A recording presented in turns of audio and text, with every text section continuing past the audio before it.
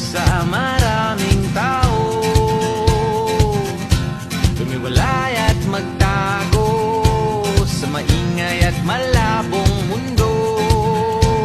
Bumubulong ang hanging habagat at hampas ng alon, dumudulog